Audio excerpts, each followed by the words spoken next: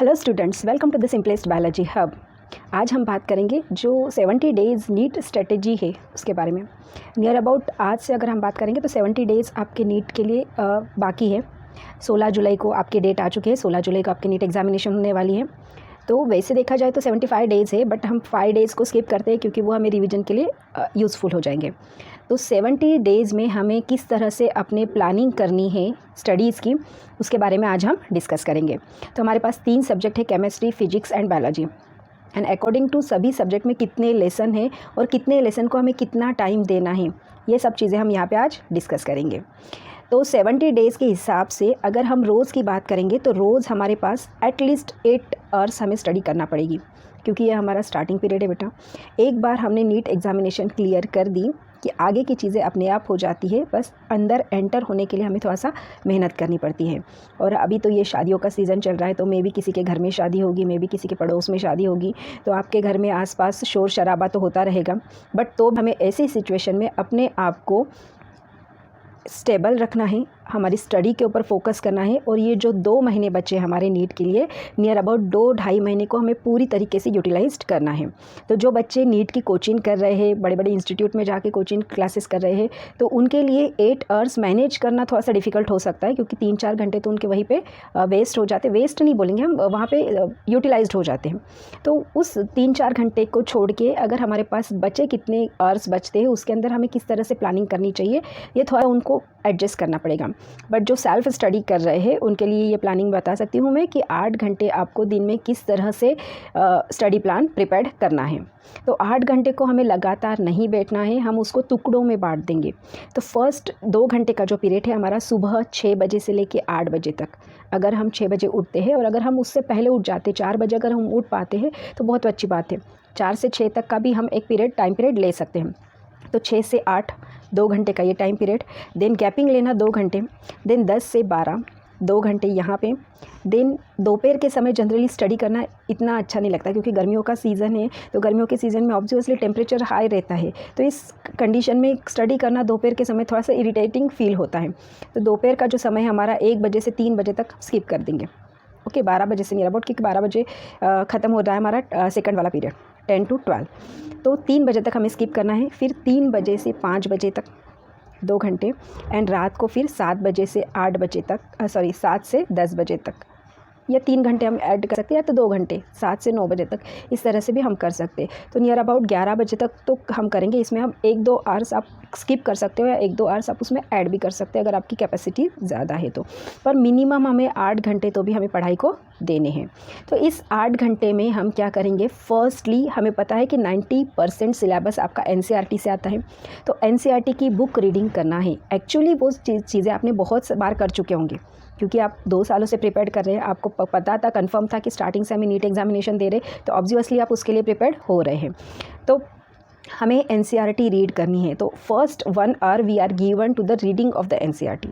1 घंटे में हम एक लेसन आराम से रीड कर सकते हैं, किसी भी एक सब्जेक्ट का उठा लेंगे। वो सब्जेक्ट वाइज डिवीजन में आपको बता देती हूँ किस तरह से करना है, बट किसी भी एक सब्जेक्ट को उठा लीजिए। 1 घंटे में एक लेसन की रीडिंग करनी है एनसीईआरटी की।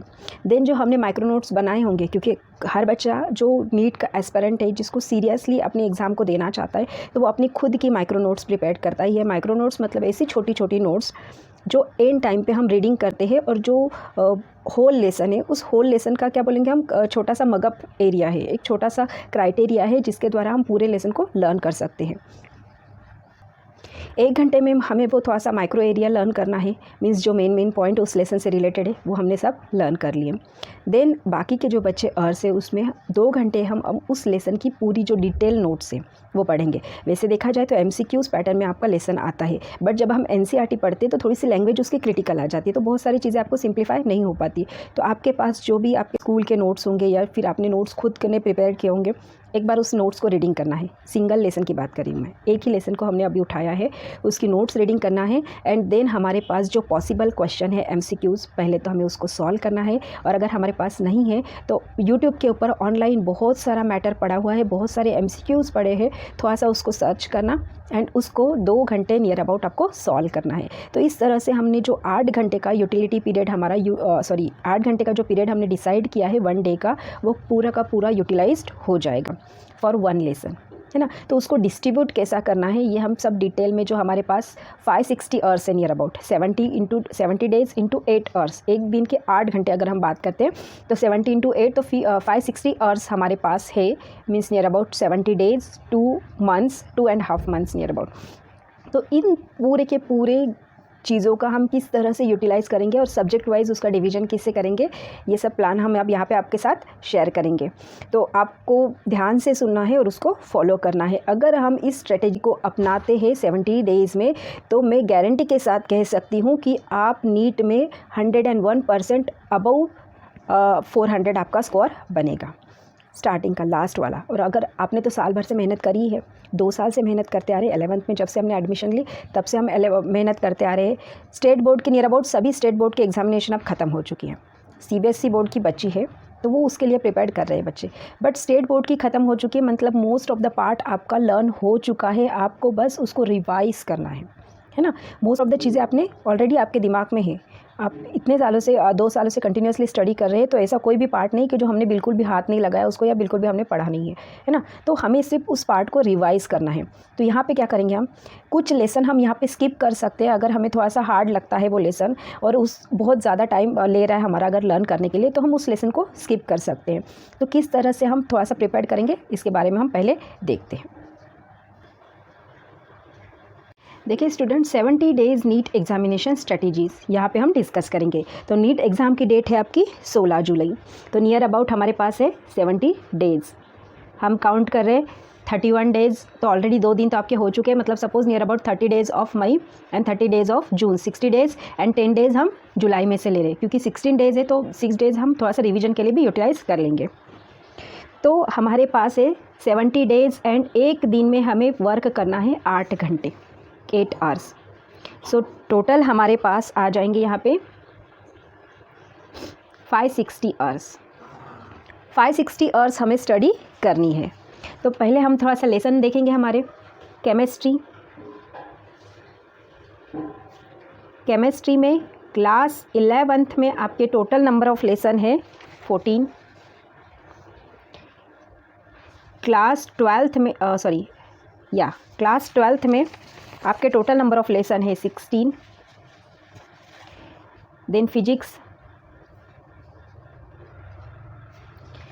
में क्लास 11th में आपके टोटल नंबर ऑफ लेसन है 15 एंड क्लास 12th में आपके टोटल नंबर ऑफ लेसन है 15। देन अबाउट बायोलॉजी,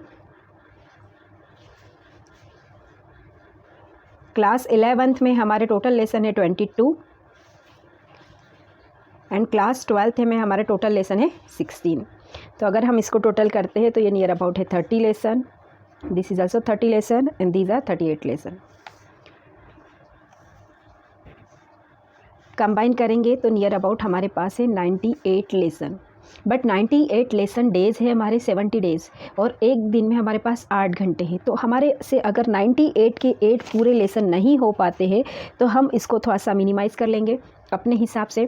केमिस्ट्री में 11th में 14 लेसन में से अगर हम 10 लेसन करते हैं एंड 16 लेसन में से अगर हम 12 लेसन करते हैं, यहाँ से हम 4 लेसन स्किप करेंगे, यहाँ से हम 4 लेसन स्किप करेंगे, तो हमारे पास बचेंगे टोटल 22 लेसन।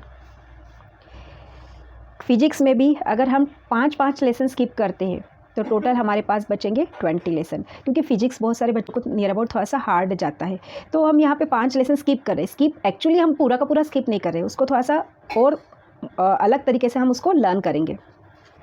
बायोलॉजी में क्लास 11th में हम 22 में से 18 लेसन करेंगे और यहाँ पे 16 में से 12 लेसन करेंगे। तो टोटल लेसन हमें यहाँ पे करना है 28। तो नंबर ऑफ लेसन हमारे पास है टोटल 70 डेज़ भी है, 70 लेसन्स भी है। 98 में से हमने 70 लेसन को किया। तो जो हमने ये स्किप किए लेसन, यहाँ पे जो 4 लेसन स्किप किए, यहाँ पे 4 लेसन स्किप किए, इनका क्या? बेटा हमें स्किप ऐसे लेसन करना है जहाँ में से ज़्यादा से क्वेश्चन नहीं आते या जो बहुत ही थेरोटिकल लेसन है ना। स्किप करना है मतलब हमें टोटल स्किप नहीं करना, क्योंकि साल भर तो हमने उन लेसन के बारे में ऑलरेडी पढ़ा हुआ है। तो एक बार हमें उसको रीडिंग लगानी है, हमारे पास 8 घंटे से में 1 घंटा हम रोज़ का उसको दे सकते हैं। उसको या तो रीडिंग लगा सकते हैं, एनसीईआरटी की बुक रीड कर सकते हैं, उसके जो नोट्स है हमारे पास वो रीड कर सकते हैं, हमारे पास जो अवेलेबल क्वेश्चन है उसके हम सॉल्व कर सकते हैं। तो हम 1-1 घंटा इनके ऊपर दे सकते हैं। पूरी तरीके से स्किप नहीं करना हमें। हो सकता है कि जो लेसन हमने स्किप करे उसमें से बहुत ही आसान क्वेश्चन बन के आ जाए, तो फिर हमें ऐसा बुरा फील नहीं होना है कि अगर अरे मैंने ये लेसन छोड़ दिया, अगर कर लेता तो थोड़ा सा इसको सॉल्व कर पाता, क्योंकि क्वेश्चन तो बहुत आसान बने हैं। तो पूरी तरीके से स्किप नहीं करना है, बट हमें इसके ऊपर बहुत ज़्यादा फोकस नहीं करना है। तो हमें फोकस करना है 70 लेसन के ऊपर।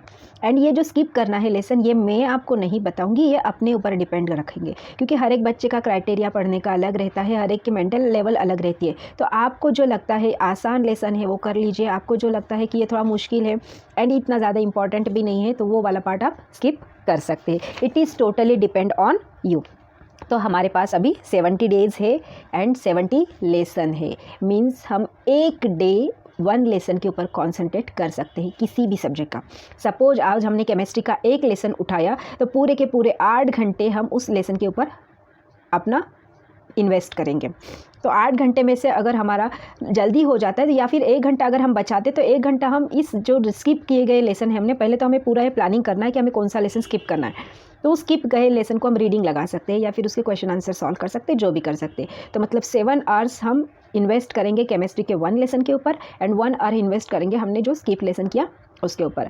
वैसे ही सेम फिजिक्स के लिए, वैसे ही सेम बायोलॉजी के लिए। तो हमारे पास 70 लेसन है एंड 70 डे है, मतलब एक डे में एक ही लेसन हमें कंप्लीट करना है और 8 घंटे की जो स्ट्रेटेजी है उसके अंदर हम आराम से वो चीज़ें कंप्लीट कर सकते हैं।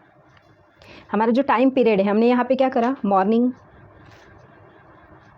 मॉर्निंग में हमारा 6 से 8 बजे तक, देन नून, एक्चुअली नून का पार्ट नहीं है, ये भी मॉर्निंग का पार्ट आ जाएगा, है ना, ये आ जाएगा आपका 10 से 12 बजे तक।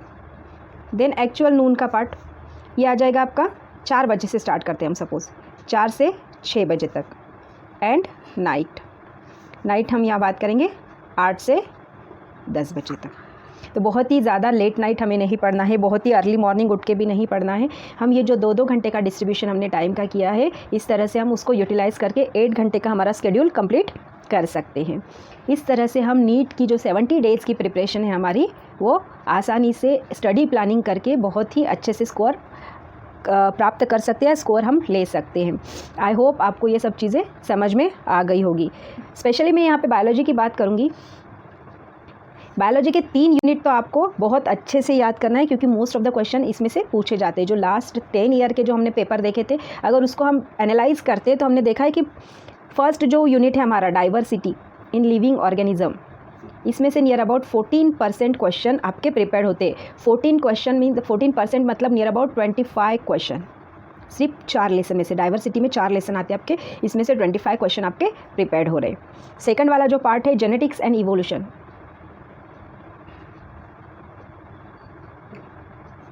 इसमें से नियर अबाउट आपका 18% क्वेश्चन आते हैं। 18% को हम क्वेश्चन में डिवाइड करेंगे तो वो हो जाएंगे 32 क्वेश्चन। ये 2 ही लेसन, सिर्फ जेनेटिक्स एंड इवोल्यूशन के जो 3 लेसन है, एक्चुअली जेनेटिक्स के 2 है, इवोल्यूशन का 1 है, इसमें से आपके 32 क्वेश्चन प्रिपेयर होते हैं।